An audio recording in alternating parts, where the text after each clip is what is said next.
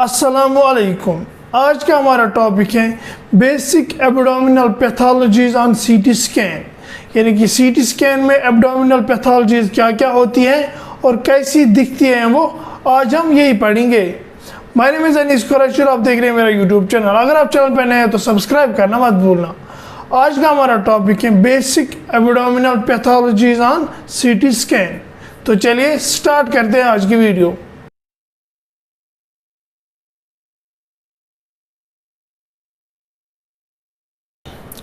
Abdomen में सबसे पहले हम लिवर से स्टार्ट करते हैं। ये जो आप देख रहे हैं ये लिवर है, लिवर से हम स्टार्ट करते हैं। इसमें अगर कहीं फ्लूइड की डेंसिटी आ जाए, यानी कि हाइपोडेंस एरिया आ जाए, यानी कि फ्लूइड की डेंसिटी आ जाए, अगर वो फ्लूइड की डेंसिटी रेगुलर हो यानी कि सर्कुलर हो तो उसको कहते हैं सिस्ट, यानी कि हेपेटिक सिस्ट। और अगर वही डेंसिटी इरेगुलर हो तो उसको कहते हैं हेपेटिक एब्सेस। वो एब्सेस हो गया जो इरेगुलर होता है, जो सर्कुलर नहीं होता है। जो सर्कुलर होता है उसको कहते हैं सिस्ट, यानी कि हेपेटिक सिस्ट। इसके बाद अगर कहीं भी हाइपोडेंस एरिया आ जाए, यानी कि फ्लूइड से सेम डेंसिटी आ जाए, फिर अगर हम उसको कंट्रास्ट दे दें तो फिर वो इनहांस नहीं होगा, तो उसको कहते हैं हेमेंजोमा। क्या कहते हैं उसको? हेमेंजोमा कहते हैं उसको। वो कहीं भी हो सकता है लिवर में, उसको फॉलो अप करना पड़ता है आफ्टर 6 मंथ्स और आफ्टर 1 ईयर ऑन अल्ट्रासाउंड, उसको कहते हैं हेमेंजोमा।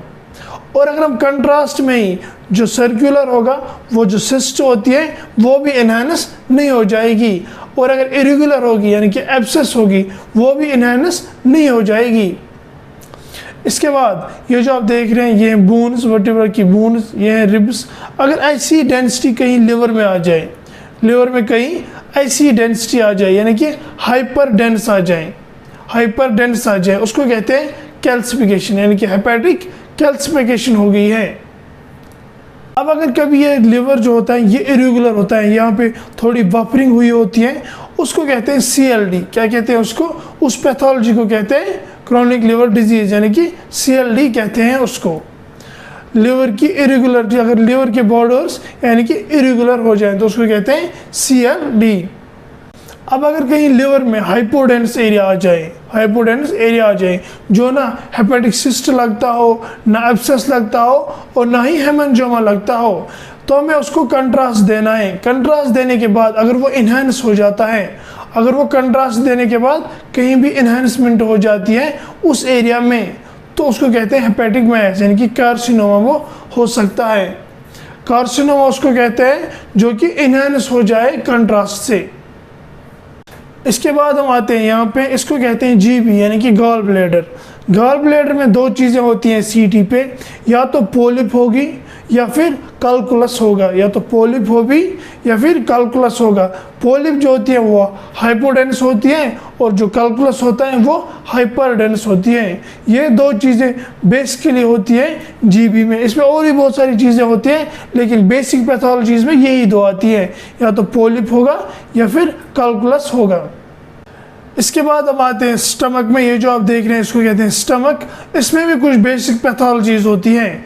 जैसे अगर ये सॉफ्ट टिश्यू डेंसिटी जो है यहाँ से दिख रही है, ये अगर कभी ऐसी हो जाए तो उसको कहते हैं स्टमक में पोलिप होना। इसको कहते हैं स्टमक में पोलिप, पोलिप इन स्टमक उसको कहते हैं। अब अगर कभी कंट्रास्ट से एनहांसमेंट हो जाए तो वो कार्सिनोमा हो सकता है। ये दो बेसिक पैथोलॉजीज होती है स्टमक में। इसके बाद हम आते हैं यहाँ पे, इसको कहते हैं spleen.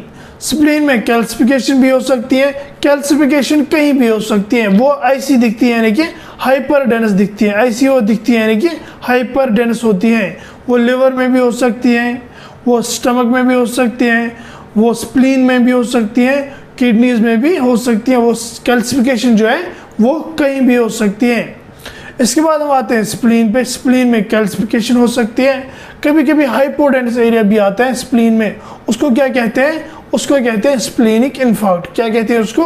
Splenic infarct. Hypodense area आ जाता है, कभी कभी हम उसको कंट्रास्ट देते हैं तो वो दिख जाता है इजीली कि ये इन्फार्क्ट है, स्प्लीनिक इन्फार्क्ट। मैं आपको और एक बात बता दूं, ये जो आप स्प्लीन देख रहे हैं ये कभी कभी बड़ा हो जाता है, यानी कि इसका मेजरमेंट जब करते हैं तो ये बड़ा हो जाता है। इसको क्या कहते हैं? इसको कहते हैं इनलार्ज्ड स्प्लीन, तो अब उसको क्या कहते हैं, उसको कहते हैं इनलार्ज्ड स्प्लीन।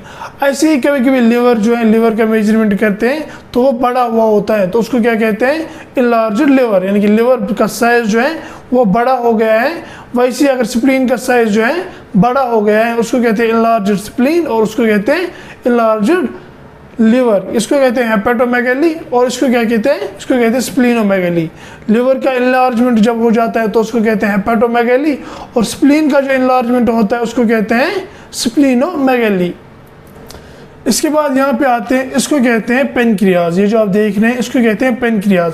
पेनक्रियाज में कभी कैल्कुलाई की जैसी भी डेंसिटी आती है, कभी कभी हाइपोडेंस एरिया भी आता है, वो कुछ भी हो सकता है, सिस्ट भी हो सकती है, कार्सिनोमा भी हो सकता है, या फिर पेनक्रियाटाइटिस भी कभी कभी हो जाता है। यह है पेनक्रियाज की बेसिक पैथोलॉजीज। अब अगर कहीं इसमें भी लीजन आ जाए तो फिर इसको जैसे हम कंट्रास्ट देंगे तो उसको इन्हांसमेंट हो जाएगी, वेस्कुलर इन्हांसमेंट हो जाएगी, तो उसको कहते हैं पेनक्रियाटिक कार्सिनोमा। कार्सिनोमा कहीं भी हो सकता है, जब उसमें कंट्रास्ट से इन्हांसमेंट होगी तो उसको कहते हैं कार्सिनोमा। इसके बाद हम आते हैं किडनीज में। ये जो आप देख रहे हैं लेफ्ट किडनी, और ये जो है इसको कहते हैं राइट किडनी। और यहाँ पे आप देख रहे हैं ये यूरिटर्स, यहाँ से आप दिख रहे हैं ये यूरिटर्स।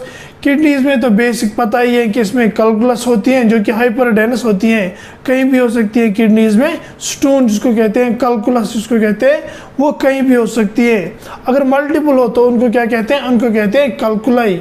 ठीक, ये जो आप देख रहे हैं इसको कहते हैं यूरिटर। इसमें जो आपको ये छोटा सा दिख रहा है ये यूरिटर, और इसमें जो आपको दिख रहा है ये छोटा सा, इसको कहते हैं फ्लूइड। क्या कहते हैं, फ्लूइड। ये फ्लूइड जमा हो गया है इसमें। अगर ये फ्लूइड ज़्यादा हो जाए तो उसको क्या कहते हैं, उसको कहते हैं HDN, यानी कि हाइड्रोनेफ्रोसिस। क्या कहते हैं उसको, अगर ये फ्लूइड की यहाँ पे आपको दिख रही है ये फ्लूइड की डेंसिटी, अगर ऐसी फ्लूइड की डेंसिटी यहाँ पे आ जाए तो उसको कहते हैं HDN, यानी कि हाइड्रोनेफ्रोसिस। ठीक, अब अगर कहीं यहाँ पे स्टोन आ जाए, यहाँ पे आ जाए कहीं स्टोन, तो उसको कहते हैं PUJ कैल्कुलस। क्या बोलते हैं उसको, PUJ कैल्कुलस उसको बोलते हैं। ये राइट साइड से भी हो सकता है और लेफ्ट साइड से भी हो सकता है। अब अगर हम इसको थोड़ा सा ड्रैग करें नीचे नीचे, तो यहाँ पे अगर आ जाए कहीं पे कैल्कुलस, तो उसको कहते हैं अपर यूरिटरी कैल्कुलस। क्या कहते हैं उसको, अपर यूरिटरी कैल्कुलस। ऐसे हम इसको ड्रैग करेंगे नीचे नीचे नीचे, तो यहाँ पे अगर कभी आ जाए कैल्कुलस, ये जो आपको दिख रहा है ये यूरिटर है यहाँ पे, अगर कहीं भी आपको कैल्कुलस दिख जाए यहाँ पे तो उसको कहते हैं लोअर यूरिटरी कैल्कुलस। ये राइट साइड से भी हो सकता है और लेफ्ट साइड से भी हो सकता है। इसके बाद अगर हम नीचे चले जाए लास्ट पे ब्लैडर के बहुत ही नज़दीक यहाँ पे आपको दिख रहा है, यहाँ पे ब्लैडर, और यहाँ पे होता है यूरिटर। ये जो कनेक्ट हो रहा है ये है यूरिटर। अगर यहाँ पे कभी कैल्कुलस हो तो उसको कहते हैं VUJ कैल्कुलस। क्या कहते हैं उसको, VUJ कैल्कुलस। और जो ऊपर अगर होगा किडनी के नज़दीक तो उसको क्या कहते हैं, उसको कहते हैं PUJ कैल्कुलस। यहाँ पे होगा तो उसको कहते हैं PUJ कैल्कुलस। अगर थोड़ा नीचे होगा तो उसको कहते हैं अपर यूरिटरी कैल्कुलस। अगर नीचे होगा तो उसको क्या कहते हैं, लोअर यूरिटरी कैल्कुलस।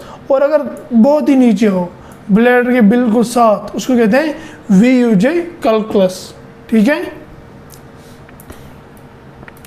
कभी कभी यहाँ पे कैल्कुलस होते हैं जिसकी वजह से जो ऊपर का यूरिटर है वो डायलेट हुआ होता है। उसमें क्या जमा हुआ होता है, उसको कहते हैं यूरिट्रोहाइड्रोनेफ्रोसिस, यानी कि यूरिटर में फ्लूइड जमा हो गया है, उसको कहते हैं यूरिट्रोहाइड्रोनेफ्रोसिस। ये जो यूरिटर्स आपको दिख रहे हैं इनमें फ्लूइड जमा हो जाता है। इसके बाद हम आते हैं यहाँ पे, ये जो ये स्मॉल इंटेस्टाइन्स है इनमें भी कभी कभी ऑब्स्ट्रक्शन आती है तो उनको कहते हैं इंटेस्टाइनल ऑब्स्ट्रक्शन। या फिर कभी कभी रेक्टल ब्लीडिंग होती है, वो इस वजह से कभी कभी होती है, या तो हेमोराइड्स होते हैं, या फिर जो CT पे आता है उसको कहते हैं रेक्टल कार्सिनोमा, यानी कि रेक्टल के एरिया में कार्सिनोमा हुआ है जिसकी वजह से ब्लीडिंग हो रही है या फिर ऑब्स्ट्रक्शन हुआ है इंटेस्टाइन्स में। फीमेल्स में जो ब्लैडर है उसके दोनों साइड से यहाँ पे और यहाँ पे क्या होती है, ओवरीज, उनमें कभी कभी सिस्ट होती है, यानी कि ऐसी फ्लूइड की डेंसिटी हो जाती है यहाँ पे, कभी कभी उनमें सिस्ट होती है। उनको क्या कहते हैं, उनको कहते हैं ओवरियन सिस्ट। या राइट साइड से भी हो सकती है और लेफ्ट साइड से भी हो सकती है, उनको क्या कहते हैं, ओवरियन सिस्ट। या फिर कभी कभी फाइब्रॉइड्स होते हैं, उनकी डेंसिटी सॉफ्ट टिश्यू के जैसी डेंसिटी होती है। फाइब्रॉइड्स जो होते हैं उनकी डेंसिटी सॉफ्ट टिश्यू के जैसी डेंसिटी होती है। कभी कभी ये जो आपको दिख रहा है ये सबक्यूटेनियस फैट और ये जो इरेक्टस मसल जो होती है यहाँ पे कभी कभी ये बाहर निकल जाता है, उसको कहते हैं एब्डोमिनल हर्निया। ये कहाँ पे जहाँ पे भी निकला हो उसको कहते हैं, उसी के सीक्वेंस के हिसाब से, पार्ट के हिसाब से उसको कहते हैं हर्निया, एब्डोमिनल हर्निया। ठीक है, हर्निया का मतलब होता है कोई पार्ट एक्सटेंड हो जाना बाहर की तरफ।